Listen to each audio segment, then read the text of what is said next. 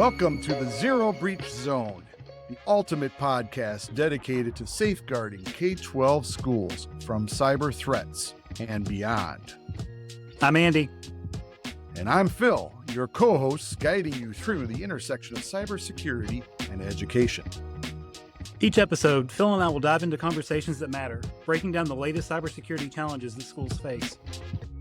And we're not doing it alone. We'll be bringing some experts in the field from the EdTech world and beyond for interviews, getting their take on the most pressing issues. Plus, every episode will wrap up with a recurring segment, The Parting Tool, where we'll share a top tip or tool that you can start using immediately to stay ahead of breaches, phishing, and everything in between. So, welcome to the show. We're thrilled to have you here with us. Let's not just listen, but let's take some action. Connect with us on LinkedIn and other socials and join the conversation.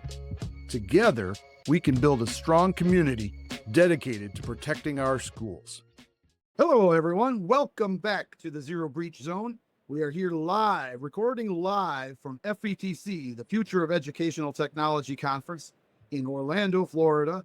This is our very first attempt or process of recording live at a major EdTech event across the world, really. It's gotten so big here. As I'm looking out here, I see all the different vendors that are here, and this is just getting huge.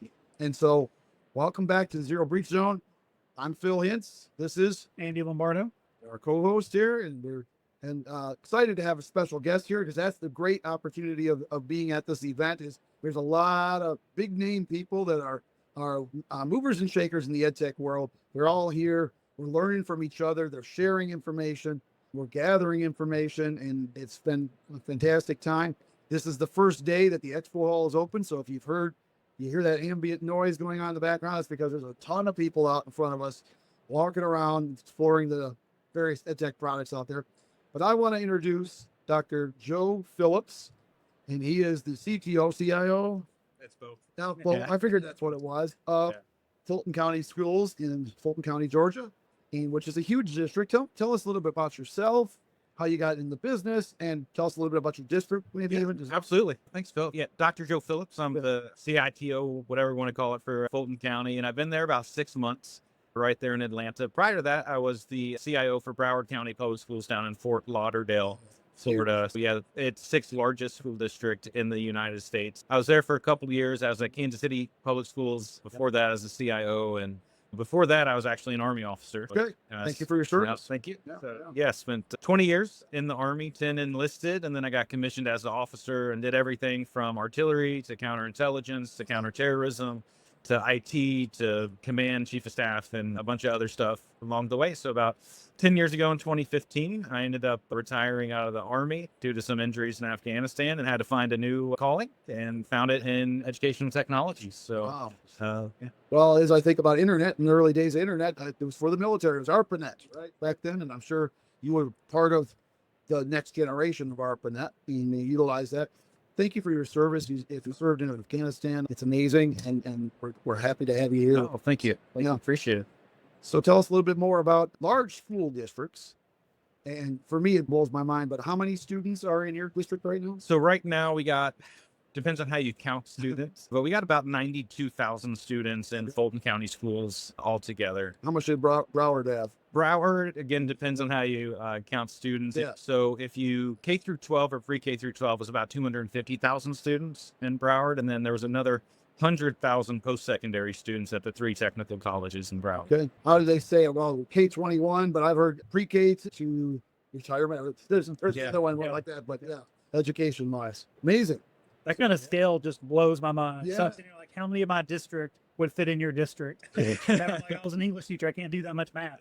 Yeah, absolutely. So yeah, my first district was actually a smaller district, Park Hill School District in Kansas City, right when I retired. And that was a district our kids were in and ended up there. And we had about 11,000 students. So That's the smallest you've had. Then. yeah, that's the smallest. Two of my district. Two of my districts. So yeah, went from there all the way to the 6th largest in the U.S. And interesting, what I found on that journey is actually the opposite of what I thought I would find, which it's really smaller, medium-sized districts that can innovate much faster and much better. And the larger districts, you have more resources, but it's harder to leverage and turn the ship in those large districts. Yeah, as I went larger and larger, it actually was like I got in a time machine and went back in time and had to redo projects I had already done. Or as an example, when I got to Broward, we were still on an old AS400 COBOL mainframe for our student information system. So took us to a modern SIS there and just a lot of really good projects. But yeah, it's very interesting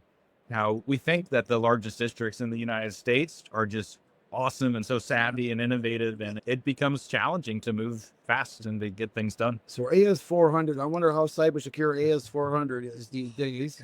We had recent episode, we talked about the big breach around our area or actually around the world for that matter, from a major student information system. I don't know if you were affected. I think Andy, my co-host here, was. I was involved. Yeah. Still involved. Still involved. That's the thing.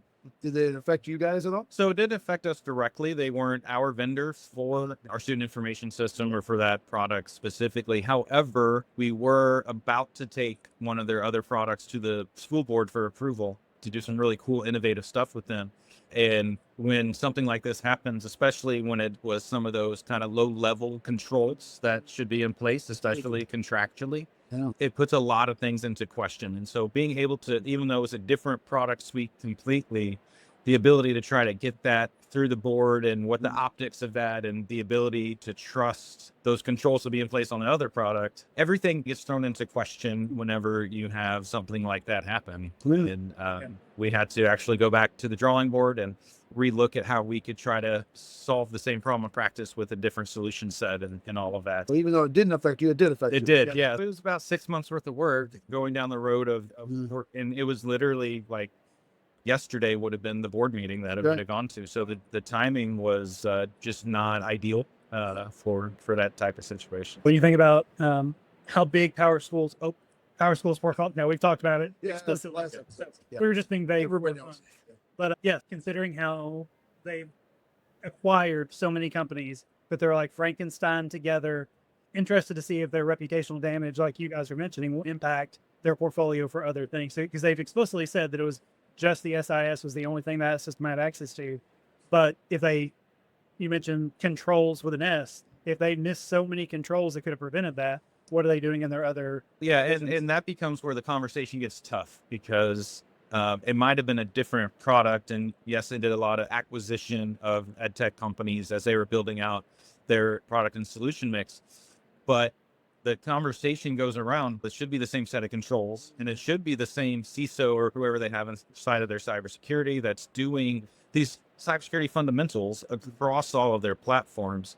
And it becomes challenging when whatever exposure there was, whatever platform it was, it's relevant to those specifically affected in that platform, but it's also relevant to those that are in other platforms that they might have or wanting to do future work with them, because that currency of trust and the ability to keep our data safe and secure, especially our student data, is like top of mind in this world of cybersecurity. Depending on what year it is, K-12 is either the number one or number two industry for these types of attacks. And so we have to make sure that with our partners, we can't have any doubts. And when I lay my head on the pillow at night, that is not what I want to be thinking about. I have to think about that a lot anyway, but I don't want to trust or not be able to trust fully the partners that we're leveraging and bringing to the table and sharing that data with. I'm sure you've got a database. Probably one of the controls that you have in place on your end is having data privacy agreements. 100%. Yeah. And I can't imagine what that looks like from the scale that you had. Can you give me a ballpark of how many apps you guys use that you have a data privacy agreement with? Yeah, so actually that's a really good question to bring up, because we changed it pretty drastically when I got to Fulton about 6 months ago. So we completely reworked our data sharing agreement so that it wasn't just privacy, but anybody that we share data with, whether they're doing a research study or anything, has to abide by this data sharing agreement that we worked with our legal to come up with new language, especially around the new capabilities that AI brings in to how the data is. So most data privacy agreements that are older than 3 years old don't say anything about training AI models and that type of stuff. And so we wanted to make sure that we worked that language in. So we've been scaling down the number of apps or consolidating And we've gotten to a point in Fulton where we have a process that you have to go through to get your applications approved. In hardware, it's actually the same process for hardware and software. And everything comes to my desk before it gets approved. That goes into our approved catalog. And we try to bring out our approved catalog in March or April the year prior to it going live, so that our teachers and our staff and our principals know what's going to be available next year, know what's sunsetting. So if they need to tweak any lesson plans or come up with any new ways of doing things, they know what's available to them in order to do that. So that you've done the vetting process and you've done the due diligence of getting the data privacy, but also probably the compatibility aspect of it. Yeah, absolutely. We're down to roughly 250 apps in the district right now. That's I feel like we're a big district, and that's pretty big to get right around that number. Yeah. The truth is, when you look at especially instructional applications, there's not that many problems of practice to solve. And irregardless of the size of the district, you're really doing the same things. The scale is different, but the number of apps, you only need so many math apps for 7th grade or 8th grade. And that's one of the things I like to do is say, why do we have 7 middle school math apps? Can we get down to 1 or maybe 2 and go through that process? And how can we pick which one's best and is going to meet the most needs and all of that? And that lets us have our data in fewer places. We can make sure that those things are much more secure. And I like to educate our users along the way as well.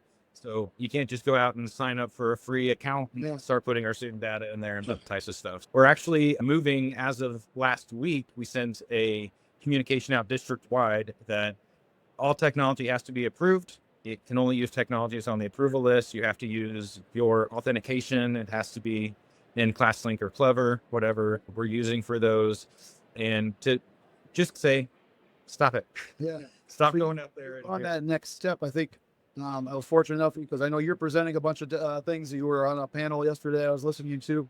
You had mentioned that you, as much as we don't want to be the no guy, the NO, but Cheryl Abchar talked about the KNO, W, but as much as we don't want to be the no person, when it comes to cybersecurity, we have to be the no person. And you have taken that bold step to finally say, enough is enough. We have. So we're going to a stance of only approved apps and websites are allowed to get to through the firewall. And through our content filter. And so that's what we have done in January. We have gotten quite a bit of feedback, but the feedback's actually been good because the policies are already in place where our staff's not allowed to go out and just do these things and this and that. But the feedback's been good where they said, hey, I know I wasn't allowed to, but I found the solution for this. And we're getting to have really good conversations. And we say, hey, did you know that we already had a solution for that? And a lot of the conversations that we want to have are happening now. And we don't want to stifle innovation, but we do want to manage innovation. There you go. And, there's a big difference between innovation and experimentation. And folks going out on their own, especially if they're putting our student data in places and having our students use it, that is a data leak. We're actually investigating all of those as data leaks now inside of Fulton County Schools. So if whoever it is goes and signs up for XYZ math and starts putting student data in there, we're going to be investigating that as a data leak. Well, I know you've been doing a lot of speaking on what you're doing there in Fulton County, but also on AI. And I know you've been blogging on it and doing different things. Tell us a little bit about your interest in AI and what you're teaching, what you're learning. Share something. Absolutely.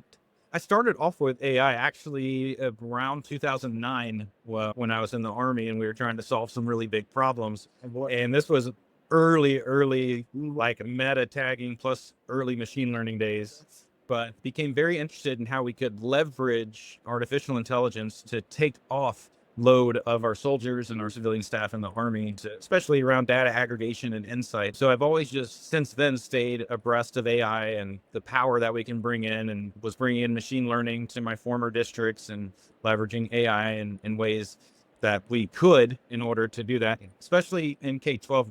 In public K-12, we're never going to have the human resources that we need to take on the work that we need to make that maximum impact. Can't hire enough people. You'll never be able to hire enough. We really can't. And so I've always been looking for ways that we can leverage AI. And then, of course, the whole generative AI storm came in all of the things that came along with that, whether they're perceived as good or bad. And so one of the things I realized, though, is we just have a very broad spectrum with AI self-efficacy and AI anxiety when it comes to users, when it comes to schools, districts, superintendents, staff. So to help with that, even inside of our own district in Fulton, we have folks that are out there adopting tools or trying to get into tools that hadn't been approved, and then others that are very anxious to dip their toes in the AI water.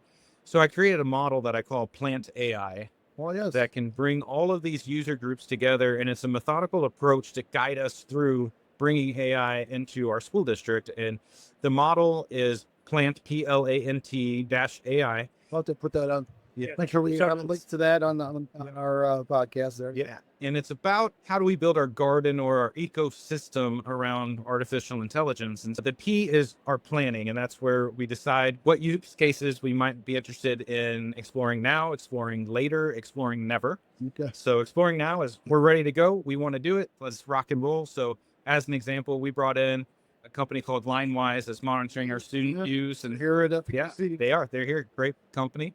And they're monitoring for self-harm or harm to others and flagging it and notifying the right people so we can get wraparound supports in place. And we had a couple of dozen interventions that we had to make the week or two that we took it live. Yeah. That was an AI tool that was really in automation. But the PM Plant AI is that planning and it's the policy work and all of that around the use cases. The L is learning. And so that's spreading AI awareness, learning about the tools and use cases that you want to bring in, and trying to get to a level of AI literacy that's at least the basic knowledge. So L could be for literacy as well. It right? could. It could. Yeah, absolutely.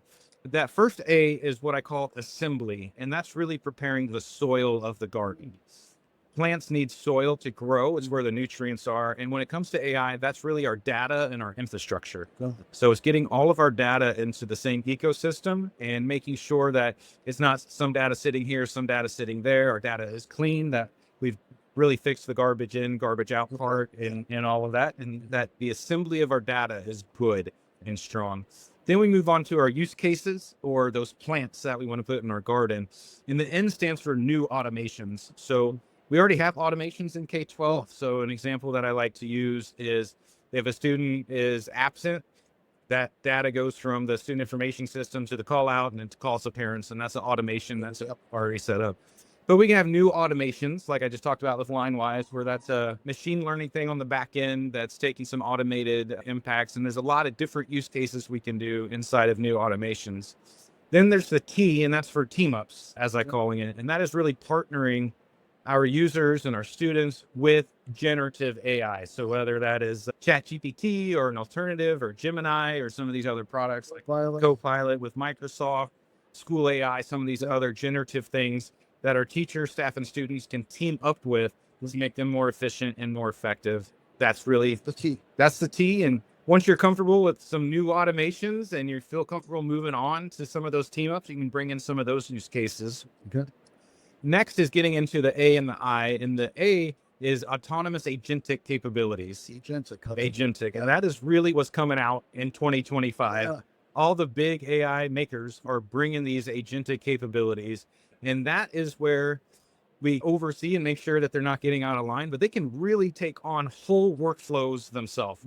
And we're going to see a lot of use cases coming out around agentic capabilities. We did talk a little bit about that a couple episodes ago, talking about AJ Giuliani, who wrote a wonderful article about agents and students being able to activate an agent to do their homework for them. Absolutely. So, yeah, you're absolutely right. You're hitting a hot button there. If you haven't heard about capabilities, you will hear more of it every single day.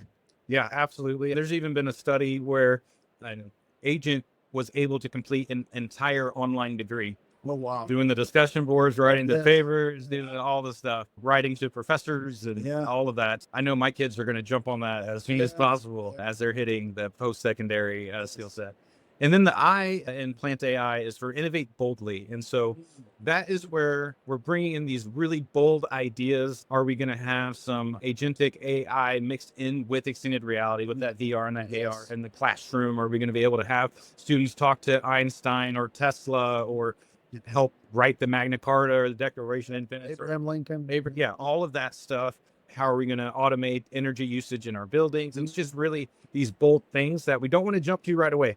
In some districts that have tried to jump to these innovate boldly use cases, right away have not really seen a lot of success.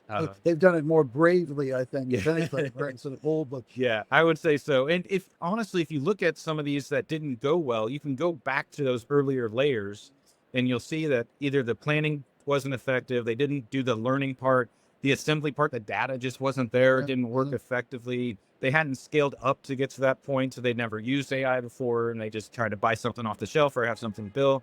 And so, yes, we want to get to that point, but building up that capacity and that confidence in AI use cases is really important before you just jump into that. I love that analogy. Plant AI. Yeah. All right. So is that a picture with publish that along with for you? Promote that. You'll find work there in that area. Thank you. So since we went from data privacy to AI, how are you guys approaching data privacy with your AI initiatives? Yeah, absolutely. Great question. And I've actually been, this is the part where I say no a lot. My philosophy is I start with yes and arrive at no. But I always want to try to get to a yes if possible. And cybersecurity is the area where, sorry, go straight to jail, no pass it, go. Yeah. Explicit denial. So what I have been doing is working with partners where from the standpoint of that plant AI model, that they're building their applications or their sets where I know my data is safe and secure, that I don't need to try to redact PII about my students, as an example, before we upload it, that we can get the full breadth out of the AI and keep it safe and secure at the same time, and that their roadmap is going to align with what we want our roadmap to be inside of the AI. So some of these tools play fast and loose, or they'll misrepresent things. So there's a company out there that will tell teachers that they can sign up for their own accounts. The teachers can sign the terms of use. Yeah. And as long as they don't put the student's name, they can put whatever they want to into the AI solution. And that's just not accurate under FERPA or COPA and some of these other laws. And so we make sure that we stay on top of all of that. We block a whole lot of AI tools until we have those DSAs and those contracts in place. And we do that full vetting. And it's a very long process to do the vetting to make sure that they're architected properly, that the data is not going back to some LLM provider in order to train the data, what configurations and things our users can do themselves versus we get control of at the district level. And all of that is really important. At the same time, we don't want to stifle that innovation. We want to continue to have excitement around the AI work that we're doing, but we have to do it in a very secure and methodical way.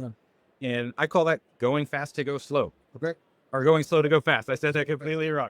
Going slow to go fast. So we want to make sure everything's in place. Once everything's in place and you start planting those plants, you can start planting faster and faster. You're building that experience. You got everything in place. You're making sure you're architected correctly.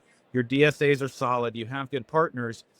And you're starting to bring your users in, your teachers, your staff, your students in along the way.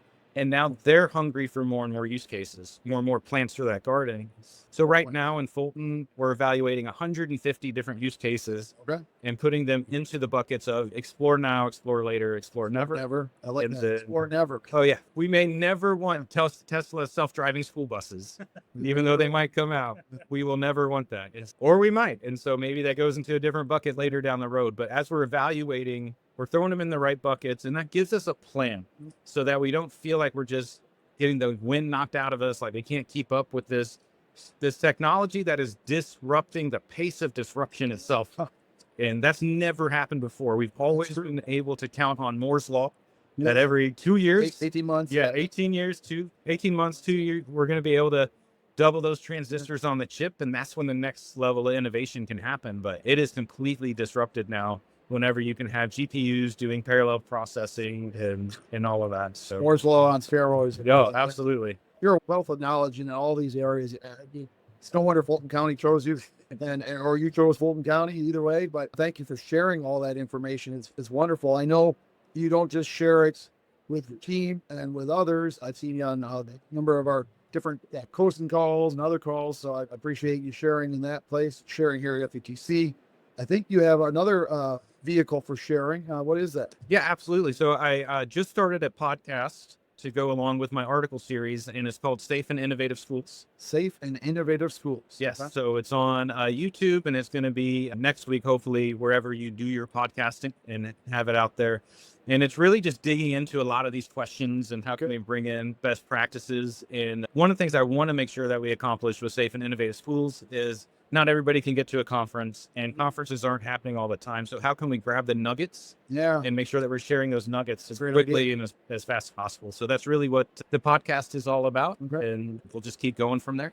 And of course, our focus is here, cybersecurity in K-12. I think yours will probably kind of branch in that area because of the innovation part of it, but also it sounds like it's a little bit on physical security, physical safety as well. Yeah. So, a little bit about that. Yeah, absolutely. So my background is also in physical security. So Being the- military guy, bachelor's in criminal justice. My Okay. master's is actually in business and organizational security management. Us. In my Army career, I had a lot to do with force protection, counterintelligence, and counterterrorism, and just a lot of physical security stuff as well before I got into the IT field. And because that's also a big challenge for school districts, Yes, very much so. and it really overlaps with technology. Yeah. Now, there's so many safety technologies on the market that I wanted to make sure that we were able to cover both safety and innovation in this body of work that I plan to put out. So like today, as an example, I did a quick bite for the podcast that was about the Swiss cheese approach to school safety. All right. What is that? So the Swiss cheese approach is when you're looking at layers of safety and security, whether it's physical or cybersecurity, everything is about layers. And so if you think of a layer as a slice of Swiss cheese, if you look at that layer, you're going to see holes in that layer. But if you have another slice of Swiss cheese and you put them together, the holes don't line up. Kind of mesh, yeah. So you might be able to get through this layer, but now you're blocked at this layer. And the more slices of Swiss cheese that you put together, the more layers of safety and security you put in place, the harder it is to make it through all the layers. And so whether it's that planning and preparing, the prevention layers, the response to recovery layers, you have all those slices of Swiss cheese stacked up. And we're not putting focus just on one layer that can be defeated. It's about that ecosystem and all the layers together. It's amazing. And I really appreciate it because what that does is taking that concept of defense in depth. And so often in both physical security and cybersecurity, when we have a problem, like our go-to is let's buy a product, let's subscribe to this software as a service that will do this for us. And usually it's really more about a lot more value and being able to apply to like, what are the things I can do to make bad guys' jobs harder? Yeah. And just layering those things on top of each other. That way, when one fails, when there's the hole in the Swiss cheese, you got another slice of cheese. Exactly. Yeah, I call that the Home Alone approach. Where, That's great. That's what it is, isn't it? yeah, where he just had all those ways to stop those guys. Stop those guys. yeah. Intruder. So it's good to hear that because FETC actually launched another track. They have the coaches track, they have IT leaders track, they have teaching and learning track, and now they've got school safety as one of their tracks too. And I'm sure there's plenty of vendors here that are focusing on that as a like you said, another product, something that can aid in this process and hopefully make our schools more and more safe. Yeah, absolutely. And that has to be the top priority. Yeah. Because teaching and learning can't happen if the kids aren't safe. Sure. So we always close our podcast with a parting tip. Do you have a favorite tip or tool that you like to use? Yeah. So I think my favorite tool that I'm using right now is actually Microsoft Copilot. What's the use case? So I'm calling Copilot the safe chat GPT for the in-district work that we're doing. So we're building out a couple of agents that we're using in the district, but even just the Copilot for the web is the first app that we're allowing our students and our staff to use. All the data, when you use the authenticated version of that, all the data goes back to our Azure environment. All right. So it's all safe, it's all secure. We can monitor the usage and all of that. And then the full Copilot suite is just real.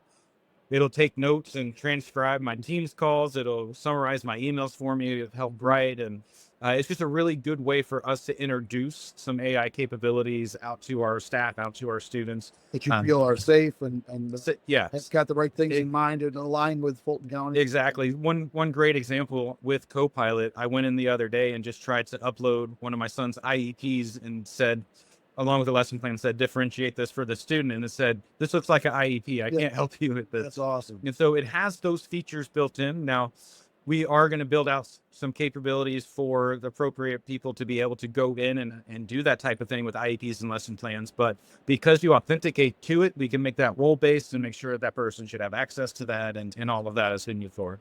Got a party jewel. Wow. Thank you so much, Joe. Yeah. I appreciate your time. You're on a busy schedule. You're presenting. You're trying to maybe learn some things for yourself, for your district that you can bring back. And I appreciate you carving out a little bit of time to be with us on our podcast today. You are always striving to make every school a zero Breach. zone. Thanks for tuning in to today's episode of the Zero Breach Zone podcast. We hope our conversation left you feeling more informed and empowered to protect our K-12 schools from cyber threats.